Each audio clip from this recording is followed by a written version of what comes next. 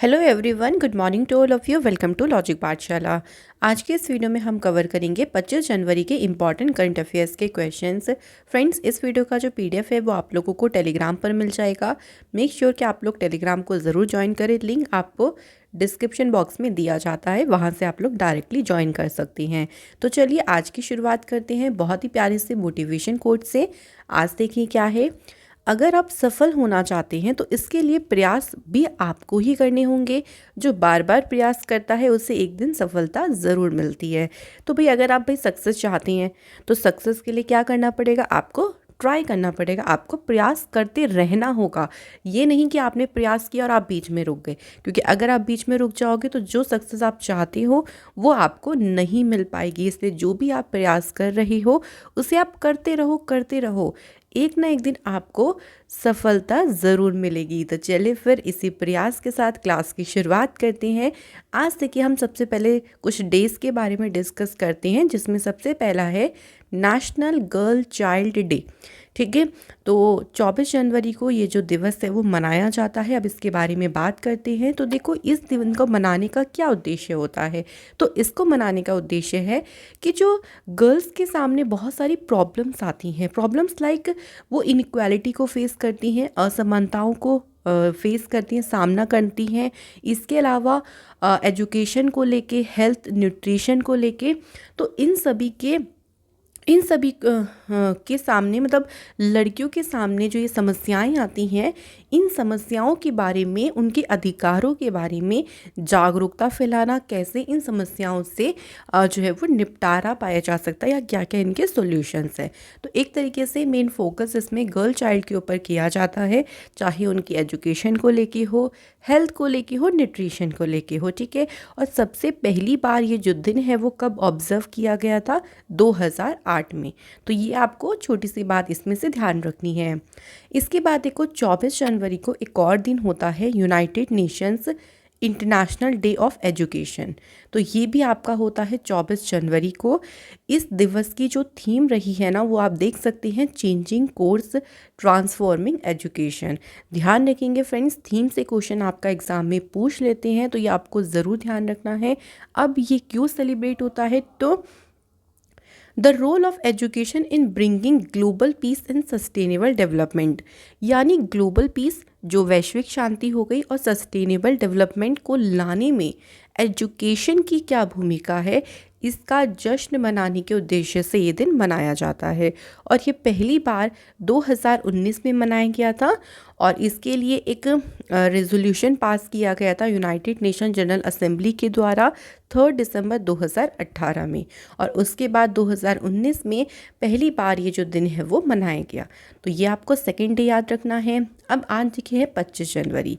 तो आज के दिन आपका सेलिब्रेट होता है नेशनल वोटर्स डे। ये आपको याद रखना है, नेशनल वोटर्स डे कब आता है? 25 जनवरी को। और इसकी इस बार की जो थीम है वो है, देखिए, making elections inclusive, accessible and participative. तो ये इसकी थीम है। सबसे पहली बार ये 2011 में मनाया गया था, तब से इसको मनाए जाने की शुरुआत हो गई। अब इसका मेन उद्देश्य यही होता है कि देखिए, जो एलिजिबल हैं, जो वोट दे सकती हैं, उन लोगों की ज़्यादा से ज़्यादा एनरोलमेंट हो। तो उनको एक तरीके से अवेयर किया जाता है कि आप अपने जो भी प्रतिभागी, जो भी आप चुनना चाहते हैं, उसके बारे में भी उनको अवेयर किया जाता है, उनके राइट्स क्या क्या हैं, और ज़्यादा से ज़्यादा वो वोट करने जाएं, इसके बारे में भी प्रमोट किया जाता है, बढ़ावा दिया जाता है इस दिन के तहत, जिसे बोलते हैं नेशनल वोटर्स डे, यानी राष्ट्रीय मतदाता दिवस। तो फ्रेंड्स, ये अब कब आता है? 25 जनवरी को आता है। तो ये 2-3 दिन है जो कि अभी हाल फिलहाल में मनाई गई हैं, तो आप लोग इसको ज़रूर ध्यान रखिएगा। चलिए फिर अब शुरुआत करते हैं क्वेश्चन फर्स्ट से। पहला क्वेश्चन है, the NATO member countries conducted a maritime exercise. इस एक्सरसाइज का नाम क्या है?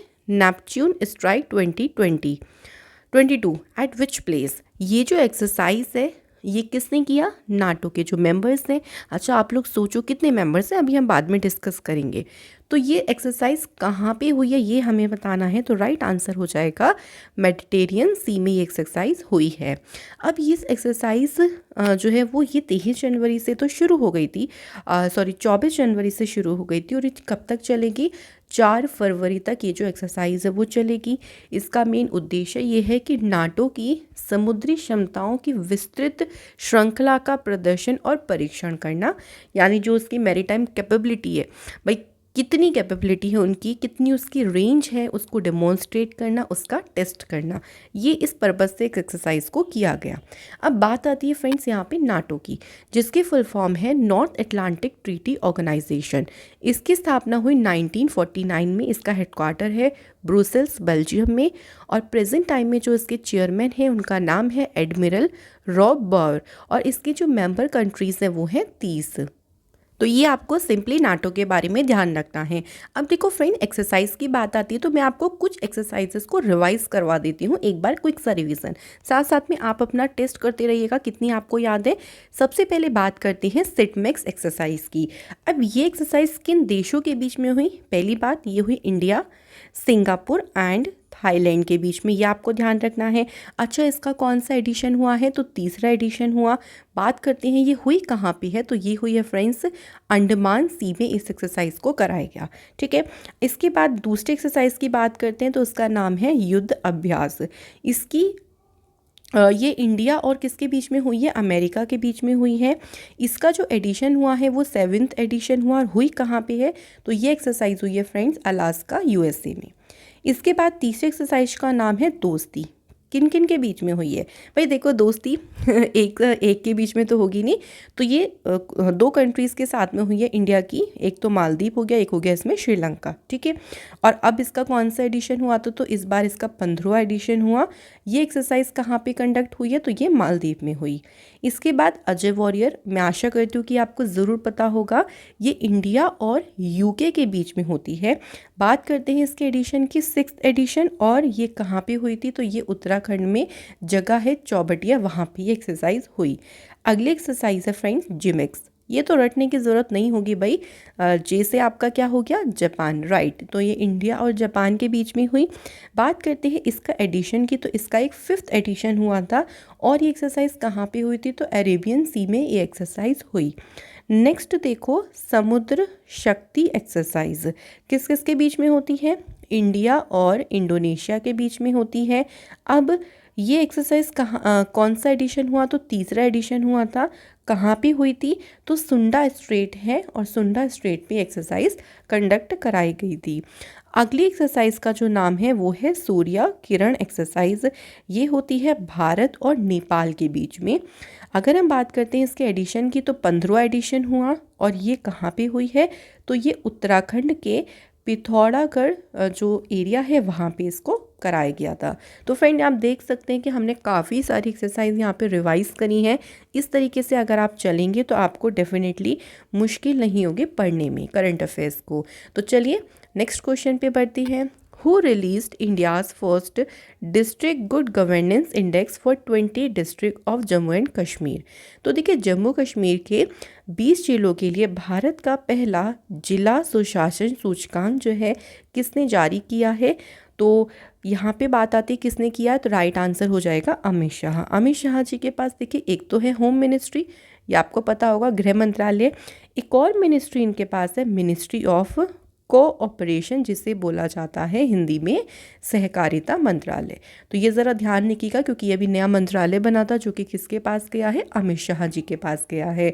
अब देखो, इस इंडेक्स के अकॉर्डिंग जो टॉप 5 डिस्ट्रिक्ट रहे जम्मू कश्मीर के, उसमें आप देख सकते हैं फर्स्ट नंबर पे है जम्मू, सेकंड पे है डोडा, थर्ड पे है Samba, then Pulwama and last है श्रीनगर। तो ये टॉप 5 डिस्ट्रिक्ट है इस इंडेक्स के अकॉर्डिंग।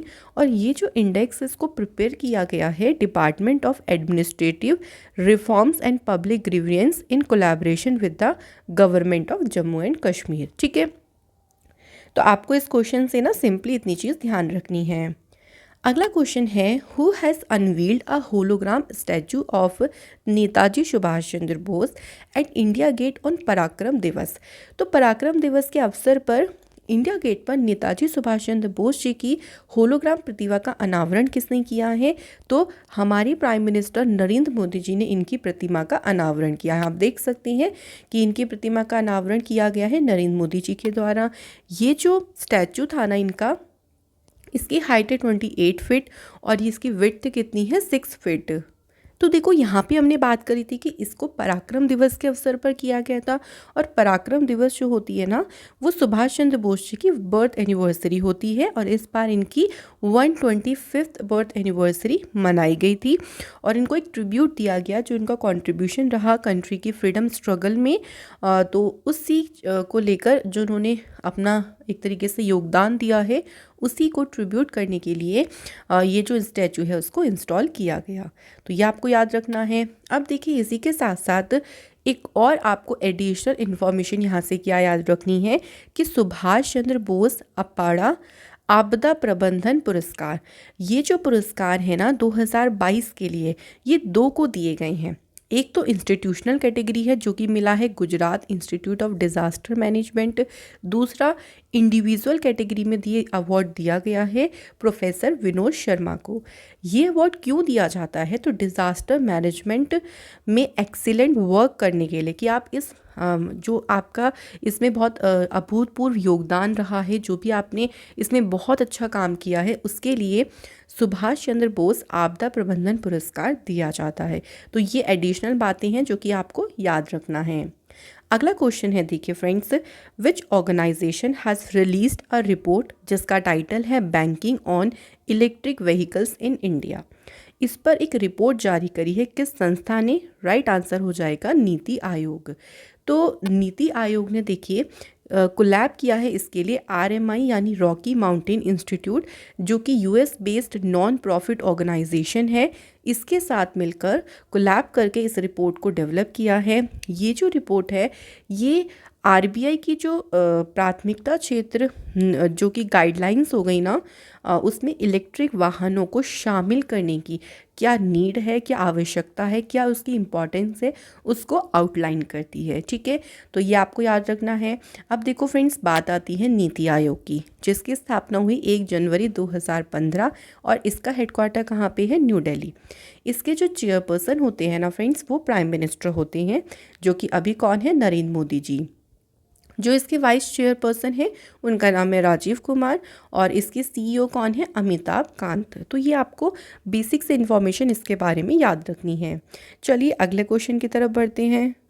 नेक्स्ट क्वेश्चन में बोला है कि कौन से स्टेट गवर्नमेंट ने इंडिया का पहला AVGC का मतलब हो गया animation, visual effects, gaming and comics centre of excellence को लॉन्च किया। तो कौन सी सरकार ने किया है? तो राइट आंसर यहाँ पर हो जाएगा फ्रेंड्स, कर्नाटक की सरकार ने। तो याद रखिएगा कि कर्नाटक ऐसा पहला स्टेट बना है जिसने इसे लॉन्च किया है, और ये बिगेस्ट सेंटर है पूरी एशिया में।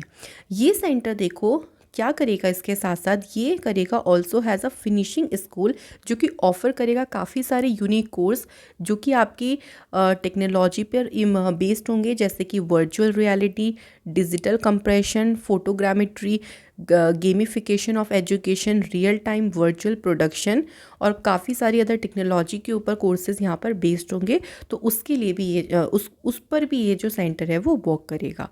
ठीक है, तो ये कौन सी सरकार ने इसको लॉन्च किया? कर्नाटक ने। अब देखो कर्नाटक की बात आती है तो कर्नाटक की कैपिटल है बेंगलुरु, यहाँ के चीफ मिनिस्टर हैं वसावराज बोमई, गवर्नर हैं थावरचंद गहलोत। 2 टेम्पल काफ़ी ज़्यादा पूछे जाते हैं, एक है जैसे विरूपाक्ष और सेकंड है गोमतेश्वरा। याद रखेंगे। यहाँ का जो फोक डांस है ना वो कौन सा है फ्रेंड्स? यक्षगान।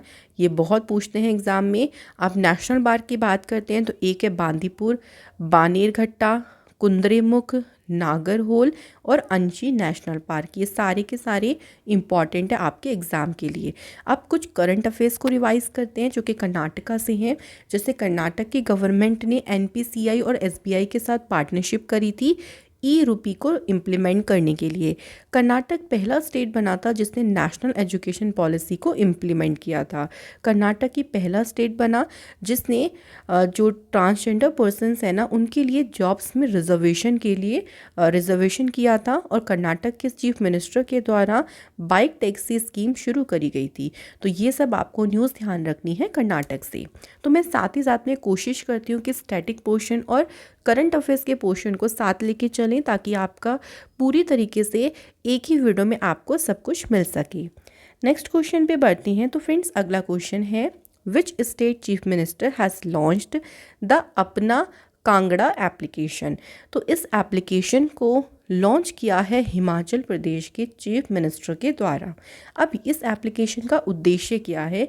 तो इस एप्लीकेशन से क्या होगा कि जो वहाँ पे देखिए जो टूरिस्ट आते हैं ना, वो हैसल फ्री एक्सपीरियंस ले सकें, मतलब उनको कोई परेशानी ना हो, और जो वहाँ के लोकल हैंडीक्राफ्ट्स हैं वो अपनी जो प्रोडक्ट जो वो बनाती हैं ना, उसकी सेल जो हो वो उसको और ज़्यादा उसकी बिक्री को बढ़ावा दिया जा सके।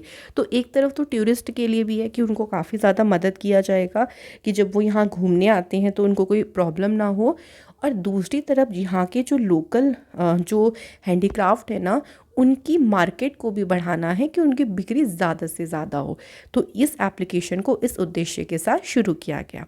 अब साथ ही साथ में एक और न्यूज़ है देखो हिमाचल प्रदेश से, तो इन्होंने एक स्कीम भी शुरू करी है जिसका नाम है मुख्यमंत्री हिम केयर। हिम से समझ जाओगे, हिमाचल प्रदेश ने शुरू करा है। इसका उद्देश्य देखो क्या है, to provide medical services to cattles. जो केटल्स हो गई, जैसे गाय भैंस जो हैं, उनके लिए मेडिकल सर्विस प्रोवाइड करना, ये इस स्कीम का मेन पर्पस है। ठीक है, तो साथ ही साथ में एक और न्यूज़ आपकी बन गई। अब बात आती है हिमाचल प्रदेश की। चलो थोड़ा सा ठंडी सी जगह पे चलते हैं। तो हिमाचल प्रदेश की कैपिटल है शिमला, जो कि यहाँ की समर कैपिटल है, और विंटर कैपिटल है धर्मशाला। गवर्नर है राजेंद्र अर्लेकर और चीफ मिनिस्टर हैं Jairam Thakur. Important national park Pin valley, the great Himalayan, Inderkilla, Khirganga और सिंबल बारा, ये सारे के सारे फ्रेंड्स इंपॉर्टेंट हैं, सब आपको याद रखनी है। अब फिर से हम लोग चलते हैं करंट अफेयर्स से रिलेटेड। तो देखिए हिमाचल प्रदेश पहला ऐसा स्टेट बना था जो कि जहाँ पे 100% एलपीजी कनेक्शन और ये स्मोक फ्री स्टेट बन गया था हमारी कंट्री का। हिमाचल प्रदेश की गवर्नमेंट ने जनरल कैटेगरी कमीशन को सेटअप किया था, और हिमाचल प्रदेश में इंडिया का पहला मॉन्ग फ्रूट कल्टीवेशन यानी इसकी खेती को शुरू किया गया, वो भी कहाँ पे, कुल्लू डिस्ट्रिक्ट में। हिमाचल प्रदेश की गवर्नमेंट ने आयुष घर द्वार प्रोग्राम को भी शुरू किया। तो ये इंपॉर्टेंट न्यूज़, आप सभी इसको ध्यान रखें। अगले क्वेश्चन पे बढ़ते हैं। देखो इंडिया का पहला पैरा बैडमिंटन एकेडमी, इसको कौन से शहर में इसकी स्थापना की गई है? करेक्ट आंसर हो जाएगा फ्रेंड्स लखनऊ, जो कि आपकी उत्तर प्रदेश की कैपिटल है। तो यहाँ पे पैरा बैडमिंटन एकेडमी को सेटअप किया गया, और ये पहली एकेडमी है इस तरीके से, तो ध्यान रखेंगे। इसमें सारी की सारी जो फैसिलिटीज़ हैं, जो एडवांस इक्विपमेंट है, वो सारे इसमें होंगे। और ये क्यों सेट किया गया? देखो 2024 में जो पैरालंपिक्स होंगे पेरिस फ्रांस में, तो उसके पर्सपेक्टिव को ध्यान में रखते हुए कि इंडिया ज़्यादा से ज़्यादा उसमें पदक ला सके, अपनी जो आप कह लो कि जो होता है ना पदक तालिका जो होती है, उसमें भी रैंकिंग को इम्प्रूव कर सके और काफ़ी अपने अंदर सुधार ला सके। तो उसके लिए फैसिलिटीज़ भी चाहिए, उसके लिए इक्विपमेंट भी चाहिए। तो उसके लिए इस जो अकेडमी है इसको लखनऊ में सेटअप किया जाएगा। अगला क्वेश्चन है, प्लांट बेस्ड मीट कंपनी है जिसका नाम है गुड डॉट, इन्होंने अपना ब्रांड एम्बेसडर किसे बनाया है? The right answer is Neeraj Chopra. अब नीरज चोपड़ा के बारे में सभी को पता होगा कि इन्होंने जावलिन थ्रो में जो है वो इंडिया के लिए क्या लेके आए थे? गोल्ड मेडल लेके आए थे। तो देखो यहाँ पे इनकी फ़ोटो देख सकते हैं। तो नीरज चोपड़ा जी के एसोसिएशन के साथ में ये जो कंपनी है ना, ये जो प्लांट बेस्ड मीट होता है उसके बारे में, जो उसकी नई कैटेगरी है उसके बारे में अवेयरनेस क्रिएट करेगी। ऑल्सो एक मैसेज भी ये देना चाहते हैं कि अगर आपको अपने लाइफस्टाइल में स्मॉल चेंजेस चाहिए and food choices can go a long way in making the world a better place. तो it also want to send out a message, अगर आप अपनी लाइफस्टाइल में थोड़ा सा चेंज करोगे, कुछ चॉइसेस होती हैं उसमें थोड़ा चेंज लेके आओगे, तो वो एक आपके लिए एक बेटर वे रहेगा, एक तरीके से आपकी एक लॉन्ग जर्नी के लिए। ठीक है, अब कुछ और एम्बेसडर के बारे में रिवाइज करते हैं। जैसे अभी आपको याद होगा रिन्यू बाय ने राजकुमार राव को अपना ब्रांड एम्बेसडर बनाया, MC मैरी कॉम को ट्रिफिड आदि महोत्सव ने अपना ब्रांड एम्बेसडर बनाया है, अमिताभ बच्चन जी को एमवे इंडिया का ब्रांड एम्बेसडर बनाया गया, कंगना रनौत को उत्तर प्रदेश की one district one product scheme का ब्रांड एम्बेसडर अपॉइंट किया गया था। तो ये आप लोग ध्यान रखेंगे कुछ रिवीजन पॉइंट के हिसाब से। नेक्स्ट क्वेश्चन है, which countries former prime minister Shinzo Abe, जिनको नेताजी अवार्ड 2022 से सम्मानित किया गया है, तो नेताजी रिसर्च ब्यूरो के द्वारा उनको ये जो पुरस्कार है वो दिया गया। और ये फ्रेंड्स जापान देश के पूर्व प्राइम मिनिस्टर हैं। तो आपको डायरेक्टली भी पूछ सकते हैं कि नेताजी अवार्ड से किसे सम्मानित किया गया है, तो आपको ऐसे भी ध्यान रखना है शिंजो आबे को। तो शिंजो आबे की बात करते हैं। देखो, तो इनके बिहाफ में जो अवार्ड है ना, ये council general of Japan Nakamura Yutaka इन्होंने रिसीव किया। और शिंजो आबे जापान के प्राइम मिनिस्टर रहे 2006 से 2007, और उसके बाद ये 2012 से लेके 2020 तक यहाँ के प्राइम मिनिस्टर रहे। तो ये सबसे लॉन्गेस्ट सर्विंग प्राइम मिनिस्टर हैं जापान की हिस्ट्री में। आपको याद होगा पिछले साल, चलो पिछले साल पे चलते हैं। तो जापान के प्राइम मिनिस्टर शिंजो आबे जी को पद्म विभूषण से सम्मानित किया गया था। तो ये आपको याद रखना है, ये इम्पॉर्टेंट पॉइंट है, तो इसको ज़रूर ध्यान रखिएगा। अगला क्वेश्चन है, who among the following has recently become India's first UN development programme youth climate champion. तो किसको अपॉइंट किया गया हाल ही में? तो राइट आंसर हो जाएगा प्राजक्ता कोली। अच्छा, इनके बारे में आप लोगों ने सुना होगा, इनका यूट्यूब चैनल है, इनके यूट्यूब चैनल का नेम है मोस्टली सेन, ठीक है। तो उस चैनल काफ़ी ज़्यादा फेमस यूट्यूबर हैं ये, और इनको पहला यूथ क्लाइमेट चैम्पियन अपॉइंट किया है। और इस पार्टनरशिप, ये जो पार्टनरशिप है ना, ये बूस्ट करेगी यूथ पार्टिसिपेशन को, कि क्लाइमेट एक्शन को लेके जो हमारा यूथ है ना, वो ज़्यादा से ज़्यादा पार्टिसिपेट कर सके और इंश्योर करे एक सस्टेनेबल फ्यूचर को। तो प्राजक्ता कोहली वो selected for her immense contribution towards mental health, women's right and girl child education through global social campaigns. तो ये काफ़ी सारे कैंपेन्स के थ्रू इन सारे जो मैंने आपको बताया ना फील्ड, इन सभी में कंट्रीब्यूशन करती रहती हैं। तो इसी के बेस पर इनको सिलेक्ट किया गया है, तो ये आपको याद रखना है। बात आती है फ्रेंड्स यहाँ पर UNDP, united nation development programme. इसकी स्थापना 1965 में हुई। इसका जो हेडक्वार्टर है वो न्यूयॉर्क में है। इसके जो एडमिनिस्ट्रेटर हैं उनका नाम है अजीम स्टीनर, और इसके जो मेंबर्स हैं ना वो हैं 105। नेक्स्ट क्वेश्चन पे बढ़ते हैं। Which team won the 9th national women's ice hockey championship 2022। तो ये जो चैम्पियनशिप है ये किसने जीती है? लद्दाख। तो लद्दाख टीम के द्वारा जीती गई। इसमें जो रनर अप टीम रही वो रही चंडीगढ़। ये जो चैम्पियनशिप है इसको ऑर्गेनाइज कहाँ पे किया गया था? तो इसे लाहौल एंड स्पीति, जो कि हिमाचल प्रदेश में है, ट्राइबल डिस्ट्रिक्ट्स हैं, यहाँ पे इस चैम्पियनशिप का आयोजन किया गया था। अगला क्वेश्चन है, who won the women single title at the Syed Modi international badminton tournament. तो इसमें महिला एकल का खिताब किसने जीता है? राइट आंसर हो जाएगा फ्रेंड्स पीवी सिंधु ने इसमें महिला एकल का खिताब जीता है। और पीवी सिंधु ने इसमें मालविका बंसोद को बीट किया और इस ट्रॉफी को जीता है आफ्टर 2017, यानी इससे पहले इन्होंने 2017 में ये ट्रॉफी जीती थी। और ये जो ट्रॉफी थी ये हुई कहाँ पे है टूर्नामेंट? तो ये हुआ है बनारसी दार इंदौर स्टेडियम, जो कि आपका लखनऊ उत्तर प्रदेश में है। अब देखो इसी में आपको कुछ और विनर्स भी ध्यान रखने हैं। देखो मेन सिंगल में ना कोई डिक्लेयर नहीं हुआ, कोई मैच नहीं हुआ था, बिकॉज यहाँ पे एक फाइनलिस्ट जो थे वो कोविड पॉजिटिव आए थे उनका टेस्ट, तो इसलिए मेंस डबल में मलेशिया के 2 प्लेयर हैं जिन्होंने जीता, वुमेंस डबल भी मलेशिया के प्लेयर ने जीता है, और मिक्स डबल जो जीता है वो इंडिया के ईशान भटनागर और तनीषा कास्त्रो ने जीता। तो ये कुछ और आपको विनर कैटेगरी ध्यान रखनी है। तो फ्रेंड्स ये है हमारे सारे के सारे आज के क्वेश्चंस।